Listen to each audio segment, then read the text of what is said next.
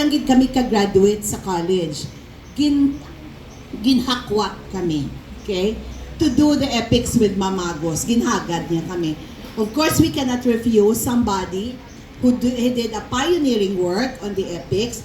Plus, ang inhambal nga Professor Emeritus. No? So, sa rank naton sa university, kung ginalawag, ang presidente una. Ikaduha, ang mga Professor Emeritus. Ang ikatatlo na lang ng mga Vice Presidents and thereon. So you have to see the value of the Professor Emeritus.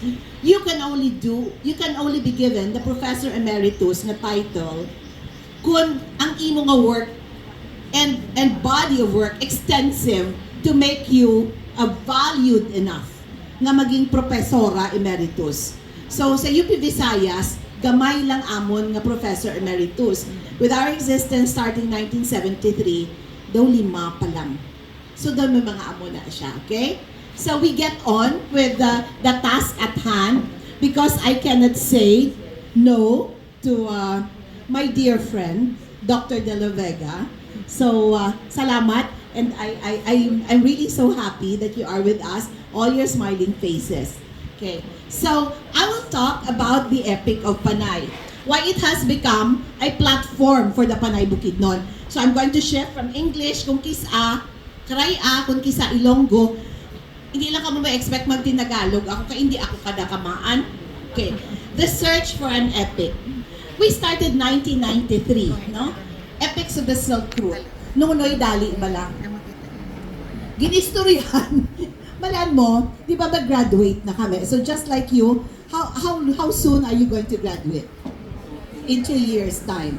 So saan nag-graduate na ako sa UP in 1993, siyempre kapangita na kami ubra. Kasi siyempre kung taga-UP ka, wala kung kisa, may pagkatikalon ka, may mga ubra-ubra, man di po mangita, kagidya sang dulain. So may posting ang kapangita ang French Embassy sang research assistant. Di siyempre ka-think kami nga French Embassy, daso nang iya, panaiya, dindalon sa International Archive. Daw si Tikalon, gid ako, may mga ubraman sa UP, hindi ako kay sa French Embassy ako maubra. Upod kami ni Ma'am Alice. Ay galiti mo, ang ubra namon, pagsambal na sa ako ni Ma'am Alice, hasta na sa Nonoy Eric, ang ubra gali namon, masaka kami sa bukid.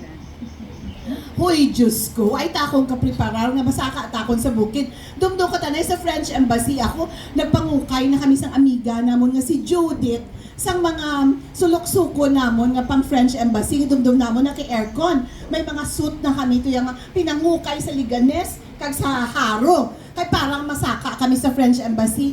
Galiti mo, ang amon ta na ubraw, masaka tamon sa bukid. Nagatarabiris imo balhas, tapos masakay kami sa motor. Mapundo kami sa Agkalaga, kaya hindi kasaka to ya sarakyan. Mapanaw kami mga 5 pa ka kilometros. Tapos may dyan para sumpunan pa, no? And later, ang ginpanaw namon several days. Naglibot kami sa bilog nga kabukiran ka Panay. Mga 5 or 7 ka adlaw, panaw nga panaw. Kaya mo to gali iya French Embassy. Tapos, dumdum ko, mahal ka na yung sweldo sa French Embassy. Ay nilintigan. Galiti mo. Ang mali sa mo, titira ko na yung sweldo ta. Guro kitikanay do kami. Wala. May budget kita. Titagtira ko no. Hambal niya. Day ang budget kada bulan, 7,000. Okay, diran 7. Bagat imo da, 7,000. Di ano da?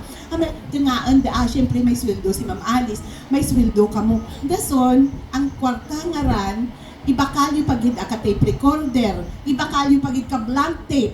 Dason, ibakalyo ka mga pagkain, datas, noodles, balunon nyo. Kag hindi lang para kaninyong balunon nyo, para sa mga gina-research nyo. Pag abot mo to, baklan mo ka dulce, kag mga tinapay ang kabataan.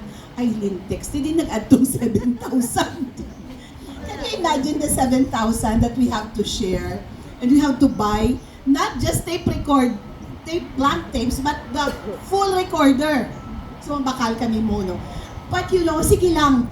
Pero panugid ko sa mga classmate ko, sa French Embassy ako obra.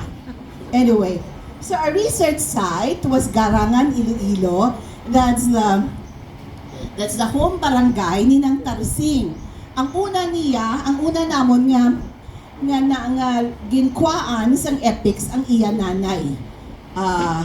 Okay. So amo ning naabutan namon sa 1993, no? The typical Bukidnon life, syempre pikado. Tapos 10 to 12 with the family.